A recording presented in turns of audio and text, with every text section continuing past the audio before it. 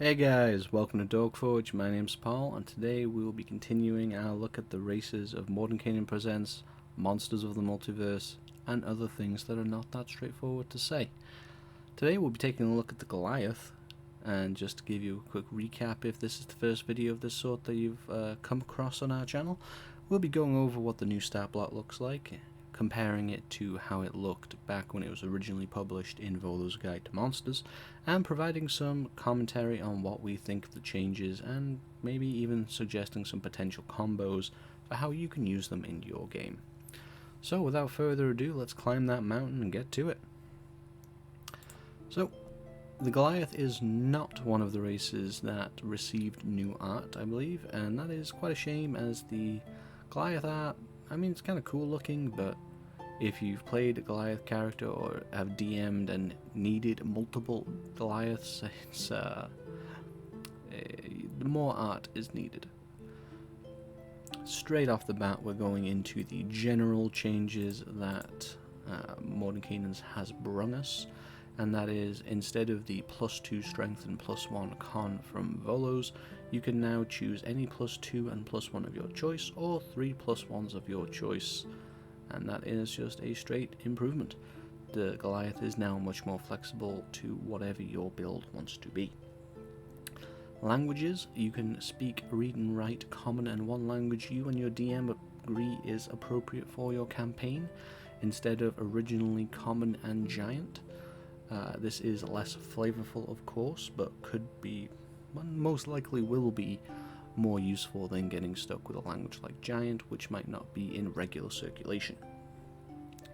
Creature type: this is just telling us that most things are humanoid unless said otherwise, and most creatures live for about a century like humans unless said otherwise, and they're also the same height and weight as humans roughly, because everyone is basically a human now. So you are a humanoid, medium, your speed is 30 feet, and all of that is exactly the same. Well, now we're going to get into some actual differences, and the first up is Little Giant. This is a weird choice.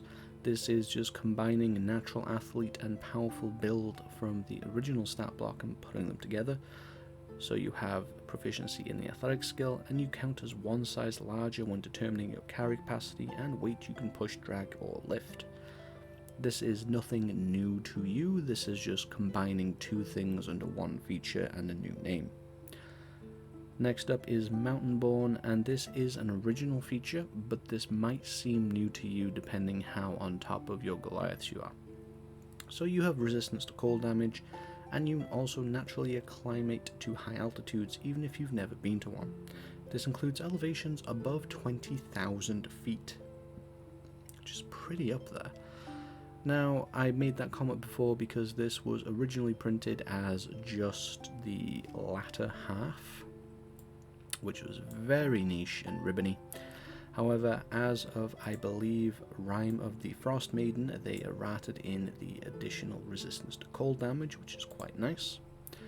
And finally, Stone's Endurance, the real meat and potatoes of why you're playing a Goliath probably, unless you just want to look really cool with a shaved head, which, let's face it, they do. Stone's Endurance functionally has not changed.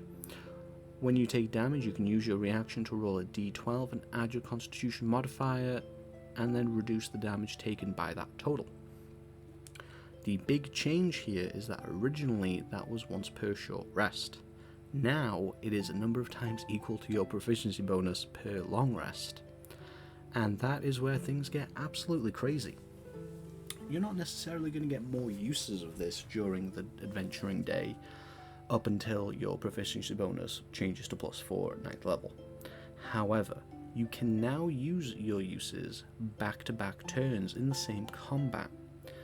That means that if you've not used them throughout the day and then you get a tougher, let's say a boss fight, you can stand in front of the boss, and no matter what your class is, just take the top off any damage you're taking. A d12 averages out to 6.5 damage, and add your constitution modifier on top of that, which for most characters is going to be at least 1, and for some characters can be probably starting off at 2 or 3 and pumping higher, and you're reducing damage in a combat by a lot. This is great for everybody. Nobody likes getting smacked in the face. For anyone that is concentrating on a spell, this will make it trivially easy to maintain your concentration. If you are a barbarian, then this would pair wonderfully with your resistance to make just a laughing stock of whatever is trying to hit you. And I think impressively, no matter what character you are playing, no matter what class you are playing, could even be a wizard with a d6 hit die, being able to reduce damage this much, this many times back to back in a single encounter, means that anyone can for a short time just be a meat shield, and that is impressive. In the right hands, this makes very formidable tanks, and in everyone's hands, this makes you a bit of a tank. I am a big fan of this change personally. I don't like the change to proficiency bonus overall, I do have to say, but I think that the Goliath was a little underserved, a little under-recognized previously, and I do like this change. But that's just what I think. Let us know in the comment section down below what you think. Are you looking forward to the new Goliath? Did you like this video? Hit that like button, subscribe, and until next time, I'm Paul, and I'll see you at the Forge.